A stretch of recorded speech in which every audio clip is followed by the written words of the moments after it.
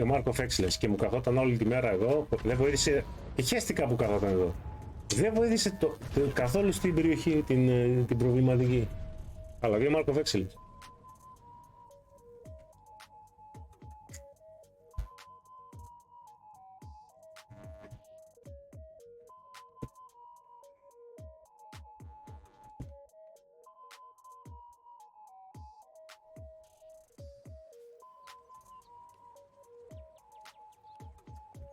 Βλέπετε. Θέλω να κάνω παρμάρι damage για να λέει ότι είμαι καλός παίκτης. Και δεν μπορεί να σαπορτάρει το like. Πάμε παρακάτω.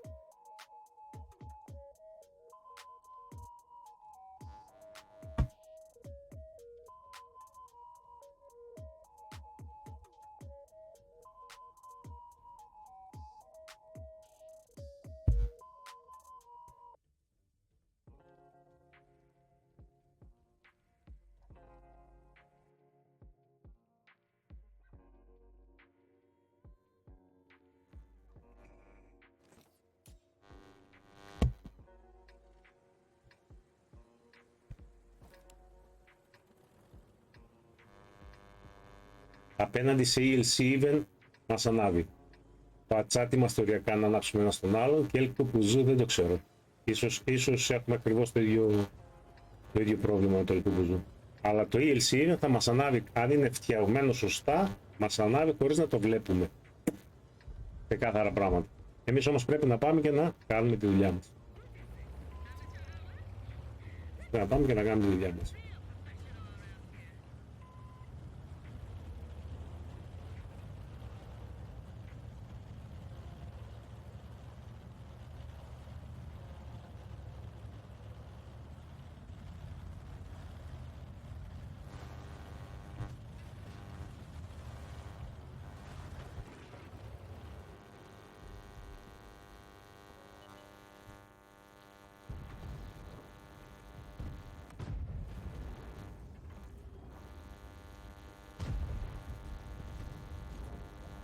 Βλέπετε το Ελκουμπουζού έχει το ίδιο πρόβλημα με εμάς, το πατσά δεν μπορούσαμε να το δούμε μέχρι που βάρεσε και το ήλιση δεν υπάρχει πουθενά να φανεί.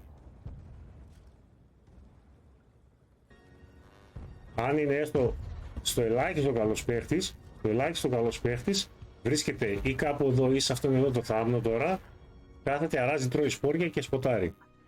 Έλα γορίνα μου! Άντε γεια! Ανάψαμε LKZ στα 400 μέτρα, άρα έχει το ίδιο πρόβλημα με εμάς. Το μπατσάτ με το που βάρεσε άναψε, άρα είμαστε στα ίδια περίπου όσον αφορά το σποτάρο με σποτάρις. Και το ήλιση πουθενά δεν έχει φανεί, είτε είναι σε αυτούς